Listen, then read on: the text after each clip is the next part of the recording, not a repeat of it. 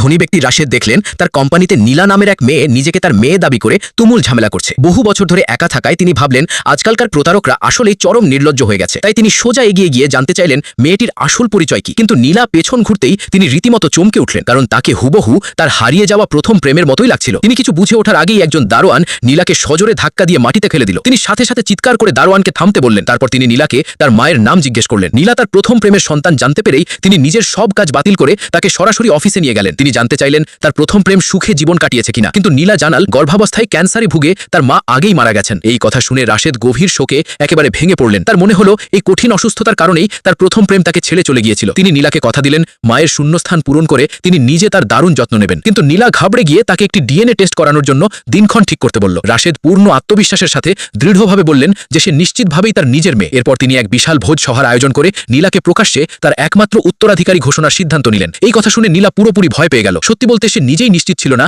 যে সে আসলেই রাশেদের মেয়ে কিনা। মারা যাওয়ার আগে তার মা তাকে 7 জন আলাদা পুরুষের নাম দিয়ে আসল বাবাকে খুঁজে বের করার তদন্ত করতে বলেছিলেন। এই 7 জন প্রার্থীর মধ্যে রাশেদ সবচেয়ে ধনী হওয়ায় নীলা প্রথমেই তাকে খুঁজে বের করেছিল। কিন্তু এই পুনর্মিলন যে এত সহজে হয়ে যাবে তা সে ঘুণাক্ষরেও ভাবতে পারেনি। সেদিন সন্ধ্যায় রাশেদ তাকে নিজের বিলাসবহুল প্রাসাদে নিয়ে এলেন। নীলার কি ধরনের খাবার পছন্দ তা না জানায় তিনি বাবুর্চিদের সব পদের খাবারের এক বিশাল আয়োজন করতে নির্দেশ দিলেন। এত খাবার দেখে নীলা একেবারে অবাক হয়ে গেল। খাবার নষ্ট হওয়ার ভয়ে সে প্রাসাদের সব কাজের লোককে তাদের সাথে রাতের খাবারে যোগ দেওয়ার প্রস্তাব দিল। এই প্রস্তাবে রাশেদ রেগে যেতে পারেন ভেবে প্রাসাদের বাটলার সাথে সাথেই ভীষণ ঘাবড়ে গেল। তবে রাশেদ হাসি মুখেই তার এই প্রস্তাবে রাজি হয়ে গেলেন। কিছুক্ষণ পরই সব কাজের লোক ঘরে ঢুকলো এবং এমন রাজকীয় খাবার খাওয়ার সুযোগ দেওয়ায় নীলাকে মন থেকে ধন্যবাদ জানালো। ভোজ সভার দিন নীলা ভয় পাচ্ছিল বাকি 6 জন সম্ভাব্য বাবা হয়তো তার চেহারায় মায়ের মিল সহজেই খুঁজে পাবেন। তাই নিজের আসল চেহারা লুকাতে সে ইচ্ছে করেই মুখে কড়া মেকআপ করলো। তার এমন সাজ দেখে অতিথিরা কিছুটা হতাশ হলেও কেউ কোনো সমালোচনা করার সাহস পেল না। আর নীলা আনন্দে কেক খেতে লাগলো। বাটলার কাছে এসে জানাল রাশেদের পালিত কন্যা রিনা তার সাথে একটু কথা বলতে চায়। বহু বছর আগে প্রথম প্রেম না বলে চলে যাওয়ার পর হৃদয় ভাঙা রাশেদ